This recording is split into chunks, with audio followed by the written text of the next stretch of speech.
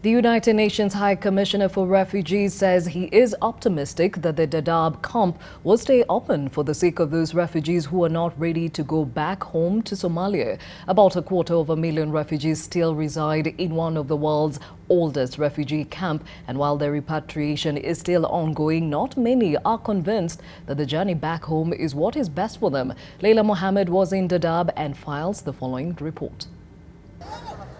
Fardosa Adan can't hide her joy as she patiently waits to board a flight to Kismayo, Somalia. In a few hours from now, she will be reunited with her husband in the country of her birth, and with their 2 children, they hope to build their life together as a family. Fardosa is among a group of 90 individuals taking their flight back to Somalia to begin their lives there. She knows it's not easy, but is willing to take a leap of faith to begin a new chapter of her life. And your family members, your mother, your father, your brothers and sisters? My mom, my father is died, but my mom, she's staying in Hagadera. She's staying in Hagadera. Why is she not leaving? Maybe she's leaving after me. She's after me. After some month, after next year. You can't believe it now. Where are you going now when you leave Kenya? I'm going to Somalia, Kismayo. Because Kismayo is my country. I go to Kismayo there. It's must to go. Because me, I don't have ID. I don't go anywhere. Kenyans. It's must to back to Kismayo. In 2017, about 32,000 Somalis returned home, but due to few challenges, about 400 of them have found their way back to Kenya. Because many people go back to Kismayo after 25 years. They don't have any more a house.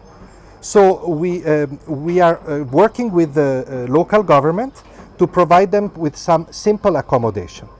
The reality is that it takes time to do it for many people. Not everybody needs that. Many people go back to their houses. And this accommodation is not just a house, is this structure. Is also a school. We visited a school. There is going to be a health center. So we're trying to help in every possible way. Earlier last year, the government of Kenya had made plans to see the complex close, and all who have called it home for the last few years start life in unfamiliar territory. Inside the country is tough. I don't think, as a special envoy of the High Commissioner, that there can be possibility of massive return of all the Somalis. Of about 1 million Somalis coming back from the sub-region, all of them coming back into Somalia now. The conditions are not yet ready for massive return. But gradually and systematically, we're trying to get back those who wish to go back and feel integrated. But after the IGAD summit in Nairobi, an agreement was reached to give the government of Somalia time to improve infrastructure, social aspects like schools and hospitals.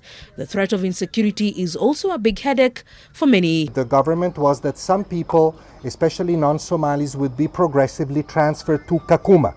Now Kakuma is completely overwhelmed because the crisis in South Sudan is increasing, so more refugees are coming. So all this situation and the resettlement was another solution for many, and we had the US decrease. So it almost seems like one of those games that are where you have all the difficulties. Unfortunately, it is not a game. It is a reality in which people's lives are at stake. So really, I am appealing very strongly to those countries that can help us now.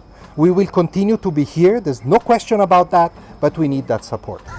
While few have chosen to go back, thousands still call Daadab home, and with the UNHCR still present here, they have hopes that their near future is full of hope, even though they are limited to the complex. For the young men and women who would wish to pursue higher education, this becomes only a dream, but at the end of the day, life here is better than going back to Somalia. Leila Mohammed, NTV.